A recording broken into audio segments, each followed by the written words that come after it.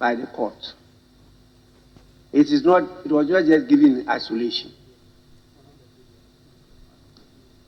There were 4 earlier declaratory judgments before the order came as the 5th.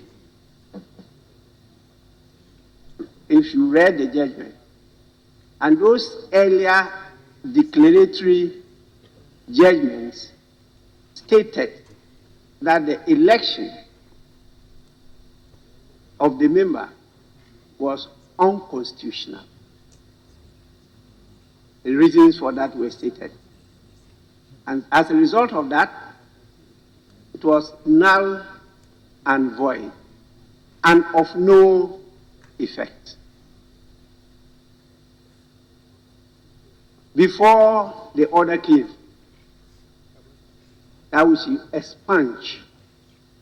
In fact, it did not say the speaker should expunge. And it did not say any member of parliament should expunge.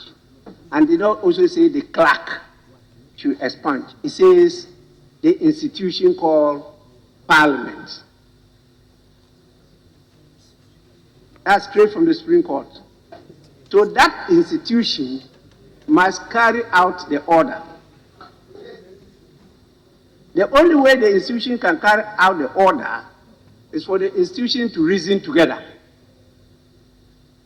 And that is only done in a setting where the opportunity is given to members to think through it. And so members will now have to come out with how this is to be carried out. Is it by the table office, which they just did, and it has led to this objection, or is by the speaker or the clerk,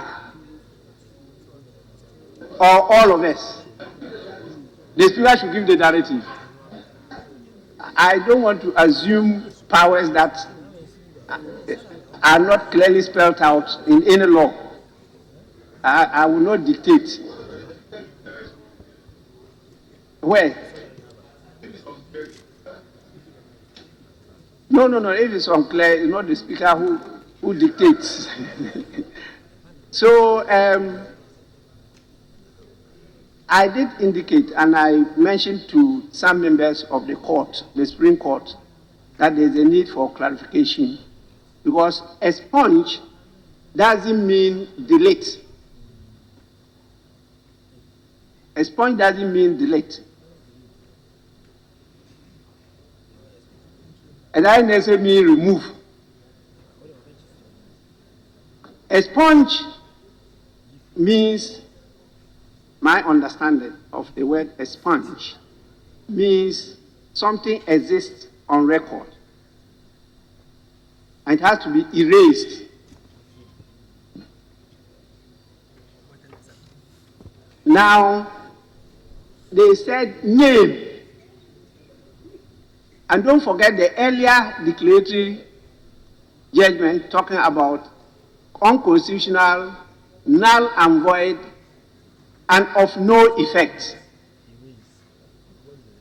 It's like it never happened.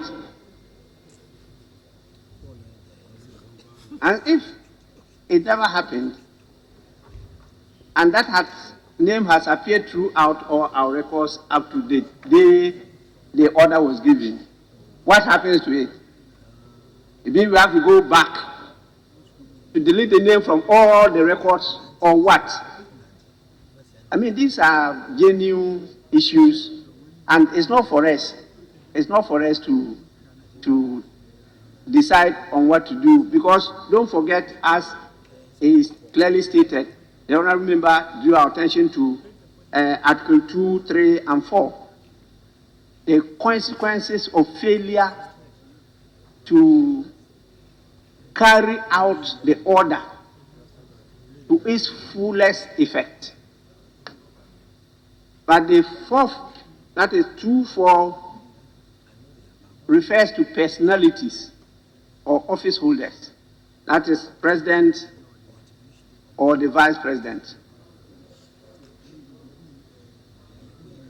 But If they had said the speaker, clearly I would have acted. But because they say parliament, and the speaker is not parliament.